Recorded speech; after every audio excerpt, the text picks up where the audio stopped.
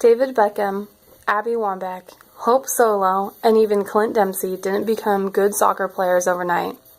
Sure, these players, they have amazing talent, and they've put in the time and they've put in the effort. They've even had great support throughout their lives. But one of the key things is that they had great coaches. Maybe not in their entire career. Yes, there are good coaches and there are bad coaches, and everybody can point out the bad coach and everybody can point out the good coach. But today specifically, I'd like to discuss with you what makes a good coach. There are a number of things that can make a good coach, and everybody can argue what makes a good coach. That's the brilliance of this topic, is we're going to discuss what makes a good coach.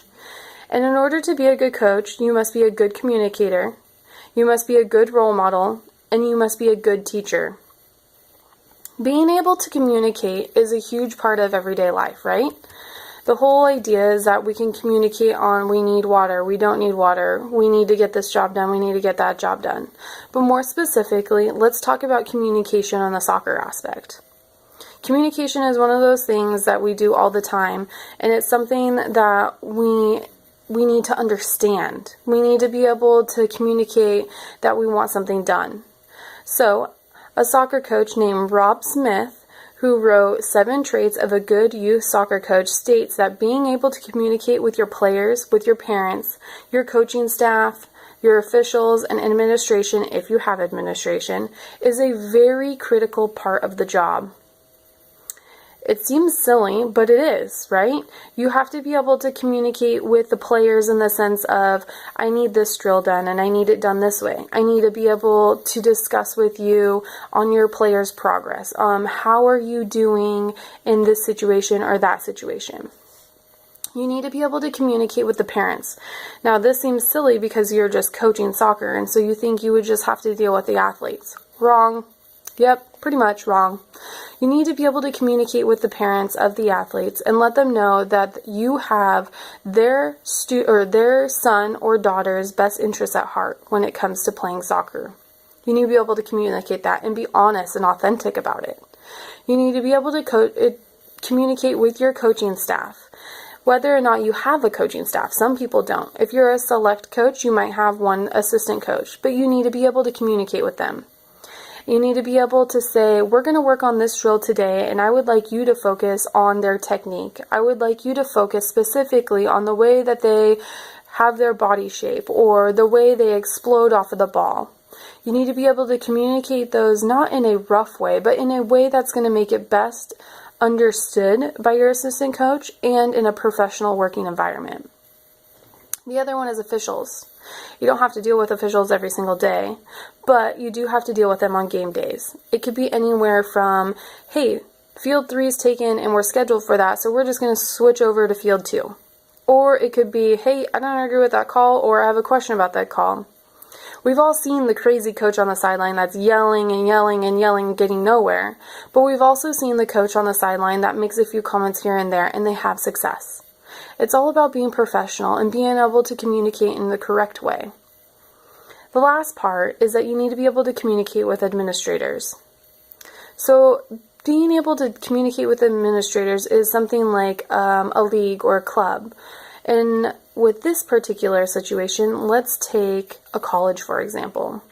You have your head coach, you have your assistant coaches, and then you have your head coach's boss, which is usually administration or the athletic department, or the athletic director specifically. With that situation, you need to be able to communicate as well. Communication is huge, if you can't tell already. But you need to be able to communicate in a professional way and inform the athletic director of whatever needs to be done, whether the bus wasn't there to pick you up on time, whether the officials were good or bad, whether or not a player's not working out or somebody broke the code. But within that, you can't just talk in a casual manner. Yes, there is a time and a place to talk in a casual manner, but not all the time.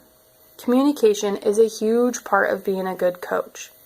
The other part about being a good coach is being able to be a good role model. Being a good role model is key. And the reason why is because we don't want a coach to just go in there and say, oh yeah, let's drink on the job. Oh yeah, drinking's great. No, that's not the idea. The idea is that this person is going to be a good role model. There's somebody that you want your kid to look up to. You want to be able, as a good role model, you want to be able to be punctual. And what I mean by being punctual is that you need to show up on time. You need to be able to start your practice on time. There is an expectation. There is discipline if you're not showing up on time. The other part is that you as a coach need to be clean and tidy. You shouldn't be showing in with your hair all crazy, or you smelling like BO, or your clothes are all stained. The whole idea is that you are a role model for these student athletes. These athletes are looking up to you and leading by example, which we'll get to leading by example later. You need to be able to have your clothes clean. You need to be showered. You need to smell a little decent, unless you've also been playing in a game before. But that's a whole nother topic. The other part is you need to stay positive.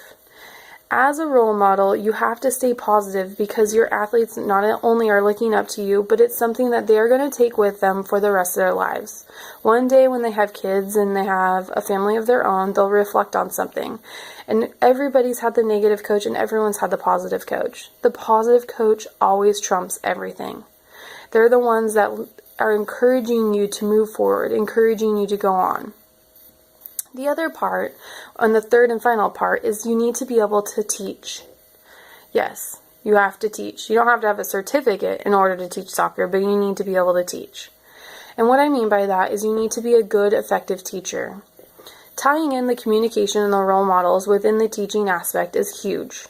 And the reason why I say that is because you must lead by example. When you're teaching, you have to lead by example. An example of this is when you're trying to do a drill. You need to be able to communicate what type of drill it is and what you want done. That's an effective communication. And the next aspect is that you need to be able to explain how that drill is done, which means that you might have to show them. You physically might have to show them, which means that as a good role model, you're wearing your cleats and you're wearing your shorts and or active gear ready to participate in the activity. A lot of people, a lot of students are visual learners and audio learners. Some are both, some are neither, some are there's a different situation. But the point is you need to be able to communicate it and you need to be able to visually show it.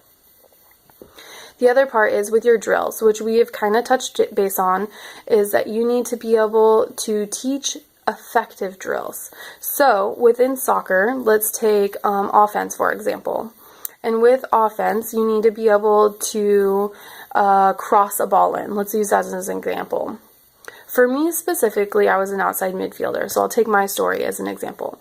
I was an outside midfielder, and one of the things I had to do is I had to be able to beat a defender and get the ball in the back or in the box. And the box is the 18-yard line area. I needed to be able to do that. And in order to do that, I had to have a coach that was effective at teaching me how to position my body, how to strike the ball, what types of form can I strike the ball.